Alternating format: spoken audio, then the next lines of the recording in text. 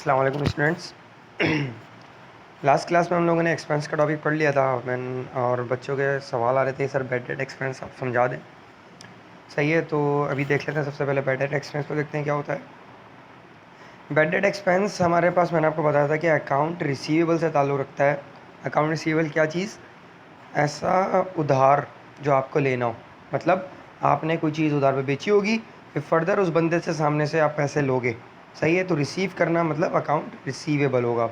सही है, account receivable को इस तरह समझते हैं कि 100 रुपये आपने किसी को 100 रुपये की चीज़ उधार पे बेच दी, जो कि क्या है, अकाउंट रिसीवेबल असेट है आपका। सही है, अब हुआ क्या कि उस बंदे ने आपको 80 रुपये वापस कर दिए। कितने रुपए? 80 रुपये उस बंदे ने आपको वापस कर दिए, जो आपके पास कैश आ गया। तो कैश भी असेट है। सही है, 100 रुपये आपने क्या करा था, उस बंदे को उधार दिए थे, उधार पे कुछ बेचा था। उस 100 रुपये में से उस बंदे ने आपको 80 रुपये रिटर्न करे, तो आपके पास कैश आ गया, जो आपका असेट है। सही है, अकाउंट रिसीवेबल भी असेट हो गया, कैश भी असेट हो गया। सही है, अब बचे कितने? 20 रुपये।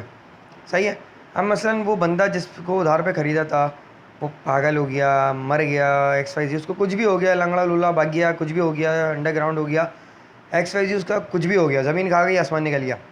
वो हमारे 20 रुपये हमें वापस नहीं मिलने। हमें क्या पता लग गया कि अब वो पैसे 20 रुपये हमें वापस नहीं मिलेंगे। सही है, तो ये जो नहीं मिलेंगे ना 20 रुपये, ये हमारा कहलाएगा बैड डेट एक्सपेंस। सही है, अकाउंट रिसीवेबल की जो हम रकम वापस में ले रहे होंगे, अगरचे पूरे मिल जाए बहुत अच्छी बात, पूरे नहीं मिल रहे, जो फिर जितने नहीं मिलेंगे वो बैड डेट एक्सपेंस होंगे, और जितने मिल गए वो कैश हमारा असेट बन जाएंगे। सही है, बैड डेट एक्सपेंस समझ में आ गया है। आगे बढ़ते हैं। रेवेन्यू।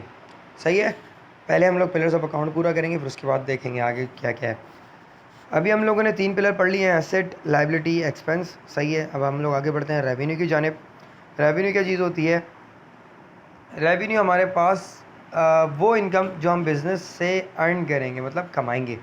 सही है, मतलब वो पैसा जो हम बिज़नेस में कमाएंगे, बिज़नेस में कुछ सेल करके कमा रहे हैं, कुछ भी करके कमा रहे हैं, वो हमारा रेवेन्यू कहलाएगी। और इसको हम लोग अकाउंट्स के नाम के अंदर, यानी अकाउंट्स में आगे जब इसको ट्रीटमेंट कर रहे होंगे रेवेन्यू का, तो उसको इनकम के नाम से ट्रीट करेंगे। किसके नाम से? इनकम के नाम से। सही है, मिसाल के तौर पे कमीशन इनकम होगा, ये रेवेन्यू हुई, मगर बोलेंगे कमीशन इनकम। सही है, कमीशन रेवेन्यू लिखेंगे, कमीशन इनकम लिखेंगे। Salary income. सही है, कमीशन इनकम क्या? आपने एजेंट बने हुए हो, आपका मिसाल के तौर पे रियल एस्टेट, ई स्टेट वाले जो होते हैं हमारे पास, क्या करते हैं वो लोग, घर को जब बिकवा रहे होते हैं तो बीच में एजेंट बने हुए होते हैं, इस बंदे से कमीशन लेते हैं, घर बेचने वाले से भी और जो घर खरीदेगा उससे भी, दोनों से कमीशन ले रहे होते हैं, वो इनकी इनकम कहलाती है, वो बन जाएगी कमीशन इनकम। सैलरी इनकम, अब आप मिसाल के तौर पे पार्टनरशिप बिज़नेस में काम कर रहे हो, तो सैलरी इनकम भी मिलेगी आपको उसमें से।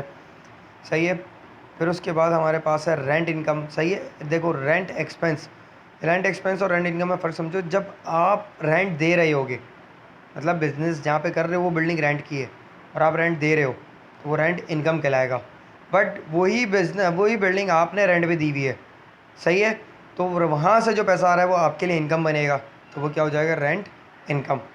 सही है, इसी तरह एडवर्टाइजमेंट जब आप लोग वहाँ पर करवा रहे थे किसी कंपनी से, तो एक्सपेंस कर रहे थे, जाहिर सी बात है उसको पे कर रहे थे। मगर जब आपकी खुद की एडवर्टाइजमेंट कंपनी है और आप खुद एडवर्टाइजमेंट करोगे कहीं पे, सही है, तो जाहिर सी बात है अब सामने वाला आपको पैसे देगा, तो वो आपकी इनकम जनरेट होगी। सही है, तो एडवर्टाइजमेंट इनकम ETC, मतलब कोई भी ऐसी चीज़ जिसको लगता है आपने कमाया है, वो आपकी इनकम होगी। नेक्स्ट हम लोग आगे बढ़ते हैं हमारे लास्ट पिलर की जानिब, ओनर्स इक्विटी। ये क्या होती है देखते हैं। ओनर का बिजनेस में, ओनर की बिज़नेस में की जाने वाली इन्वेस्टमेंट। सही है, ओनर जो भी इन्वेस्टमेंट बिजनेस में कर देगा, मतलब ओन मालिक का पैसा, आसान जबान में बोलूँ, मालिक का पैसा ओनर इक्विटी होगा। मालिक का पैसा, मगर घर में नहीं, वो पैसा जो मालिक बिज़नेस में लेकर आएगा, बिज़नेस में इन्वेस्ट करेगा, बिज़नेस में लगाएगा, उसे क्या बोला जाएगा? Owners equity. सही है, तो इसको हम लोग अकाउंटिंग में आगे जाके ट्रीट करेंगे कैपिटल के नाम से, मतलब कहीं भी ओनर्स इक्विटी हमें लगेगा तो उसको एज अ कैपिटल हम लोग जाने पहचानेंगे। सही है, कैपिटल लिखे रहे होंगे। नेक्स्ट हमारे पास है ओनर्स इक्विटी कितने टाइप्स की होगी हमारे पास। मिसाल के तौर पे एक होता है हमारे पास सोल प्रोप्राइटरशिप का बिज़नेस, इसमें खाली एक अकेला बंदा बिज़नेस करने वाला होता है, वो ही बिज़नेस के अंदर पैसा लगा रहा होता है। एक होता है पार्टनरशिप बिज़नेस, जिसमें कम से कम 2 ज़्यादा 20 बंदे आपस में मिलके प्रॉफिट एंड लॉस शेयर करने का बोलते हैं, तो पार्टनरशिप कहलाता है। तो जाहिर सी बात है अब इसके अंदर सारे पार्टनर्स मिलके पैसा लगा रहे होंगे, तो पार्टनर्स की ओनर्स इक्विटी होगी। और फिर लास्ट है कंपनी। कंपनी के अंदर मैंने आपको बताया था कि पब्लिक और प्राइवेट कंपनी का अलग अलग कॉन्सेप्ट है। तो उसमें मिसाल के तौर पे अगर पब्लिक कंपनी है तो मिनिमम 7 और मैक्सिमम अनलिमिटेड बंदे इसके अंदर इन्वेस्टमेंट करेंगे। तो जो इन्वेस्टमेंट करेंगे वो ओनर्स इक्विटी के मालिक होंगे। सही है। यहाँ पर हमारे पास 5 पिलर्स ख़त्म हो जाते हैं अकाउंट्स के। सही है। यहाँ तक है कोई मसला कोई सवाल है? नहीं, सब कुछ क्लियर है, सब कुछ डन है, बेहतरीन हो गया है। सही है। अब इन 5 पिलर को आप लोगों को बेहतरीन तरीके से याद कर लेना है। रट्टा नहीं है, रट्टा नहीं है। देखो भाई, पिलर्स ऑफ अकाउंट्स का मैंने आपको पहले ही बोला था कि ये वो चीज़ें हैं कि अगर आपने एक पिलर को भी सही तरीके से नहीं पढ़ा, नहीं समझा, तो बेड़ा गर्क हो जाएगा। सही है। इस तरह बिल्डिंग खड़ी हुई है, उसमें से एक पिलर निकाल दो तो हिलना शुरू हो जाएगी और ज़ाहिर सी बात है मुमकिन है गिर जाएगी। इसी तरह अकाउंट है, अकाउंटिंग में ये पिलर्स हैं, अगर इनमें 5 में से किसी एक को भी हटा दिया तो अकाउंटिंग का आपका बेड़ा गर्क हो जाएगा। सही है। तो ज़रा ख्याल रखना है, इन पिलर्स के ऊपर ख्याल रखना है। बिल्कुल प्रॉपरली मैंने सारा कॉन्सेप्चुअली पढ़ाया, आपके पास वीडियो रिकॉर्डिंग्स भी मौजूद होंगी। सब कुछ करना है, इसको पिलर्स ऑफ अकाउंट्स को पक्का कर लो, आगे जाके हमें बहुत आसानी हो जाएगी। सही है। आज के लिए इतना ही। इंशाल्लाह तो फिर नेक्स्ट क्लास में हम लोग आगे से स्टार्ट करेंगे। अल्लाह हाफ़िज़।